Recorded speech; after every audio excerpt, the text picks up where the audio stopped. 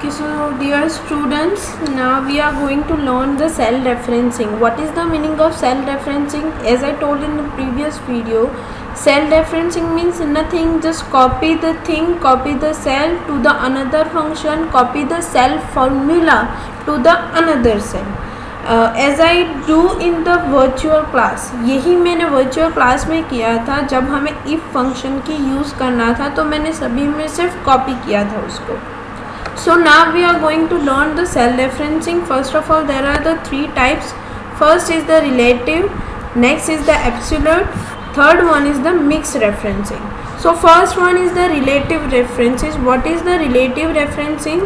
Relative references is nothing, it's a one of the location based cell reference. Here is also right, it's a location based cell reference.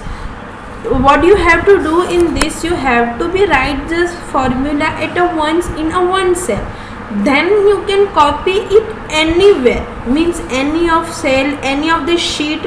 There you know that there are many sheets we can add in the OpenOffice CLC, so you can add that formulas, you can copy that formulas to the one cell to another cell, one sheet to another sheet. So nothing matter which sheet you used, where you used the formula.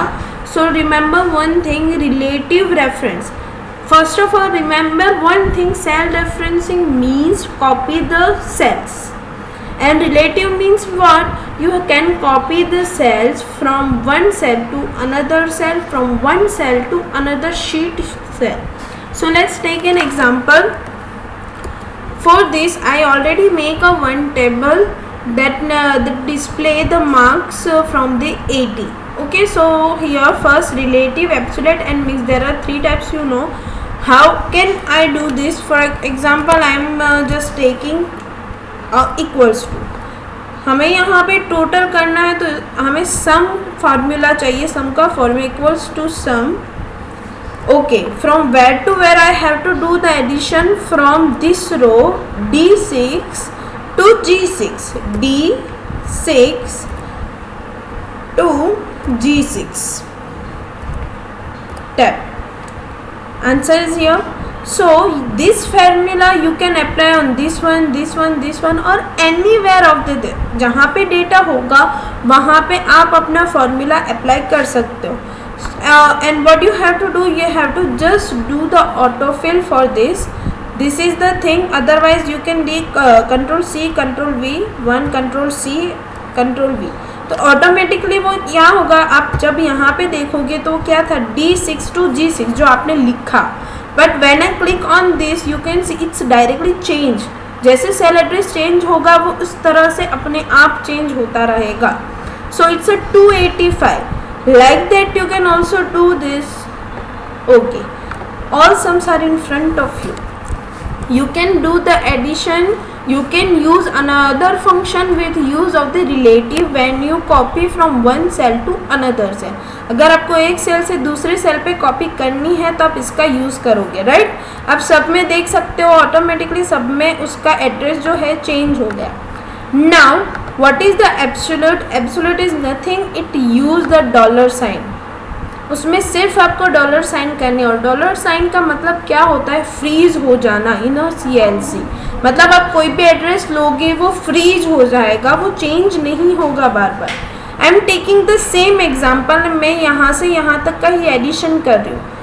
Equals to, but उसकी जो syntax होगी, जो absolute referencing है उसकी जो syntax है वो थोड़ी चेंज रहेगी. Equals to sum, as I write, then what I write, D6 to G6, but for absolute I am writing dollar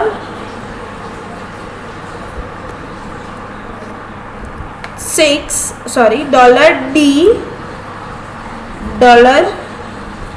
$6. यहाँ से लेके कहाँ तक आपको करना है, G6 तक. तो again I am taking the dollar G $6, close the bracket, tab. आ गया वही आउटपुट. अब इसमें हमने क्या किया था, उसको डायरेक्टली यहाँ पे कॉपी किया था और आपने देखा था कि सब में एड्रेस अपने आप चेंज हो रहा है. चलो हम इसमें भी करते हैं. Let's take an copy. O what happen, it will not be changed. उसका जो सेल एड्रेस होगा वो चेंज नहीं होगा, सब में सेम ही आंसर आएगा। आप कहीं पे भी क्लिक करो, यहाँ पे आप उसका सेल एड्रेस देख सकते हो कि वो चेंज नहीं हो रहा है, just because of the dollar sign की वजह से उसके अंदर कोई भी चेंजेस नहीं आएगी। So that's why we use the dollar sign for the absolute reference. अगर आपको सेम कॉपी करते जाना है then you have to use the dollar sign. If you don't use dollar sign, it will be converted into the relative reference. So cell reference used to formula stay the same where the copy or move formula to any other cell, and it's done by typing the dollar sign in front of the row and the column. Okay आपको रो और column दोनों के सामने आपको यहाँ पे लिखना है। ओके रो कॉलम कैसे हुआ, D is the row and D is the column and 6 is the row. दोनों के पास मैंने डॉलर साइन लिखी तो उसकी वजह से नीचे एक भी चेंज नहीं आया। राइट नाउ मिक्स्ड, मिक्स का मतलब क्या होगा, दोनों का मिक्सिंग, रिलेटिव और एब्सोल्यूट। अगर आपको डॉलर साइन रो में रखनी है then you can use for only row, इसकी वजह से कॉलम चेंज होता रहेगा। अगर आपको सिर्फ कॉलम के लिए रखनी है then you can also put only for column. This is the mixed one, मतलब उसमें डॉलर भी यूज होगा और रिलेटिव भी यूज होगा। I am writing in a short form, so let's take an example. Equals to sum, I am taking the same sum where I have to do D6.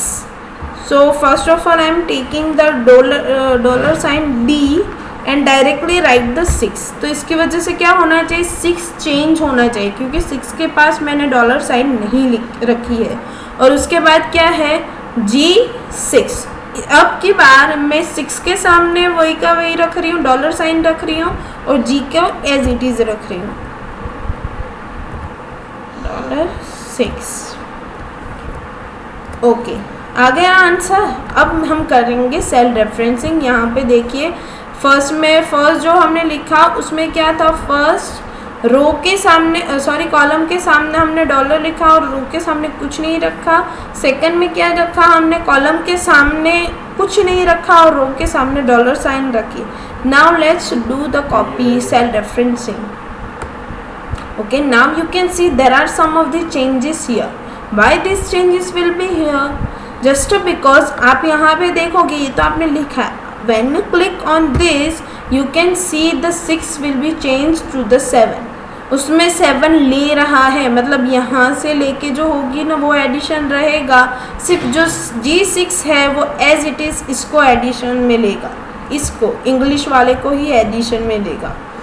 Next इस तरह से सारे changes आ गए। You can do also the alternate thing. आप first को यहाँ पे dollar और सेकंड में यहाँ पे डॉलर रखोगे तो उसमें कुछ अलग चेंज आपको दिखेगा, dollar and here I am also writing, sorry by mistake,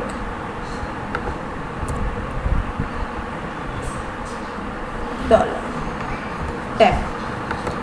again I am doing the cell referencing, that's why you can see the sum of the differences. तो यहाँ पे भी ऐसा ही आउटपुट आया, आप देख सकते हो इन सब का एडिशन यहाँ पे आएगा, D6 से G7 तक, यहाँ से लेके यहाँ तक।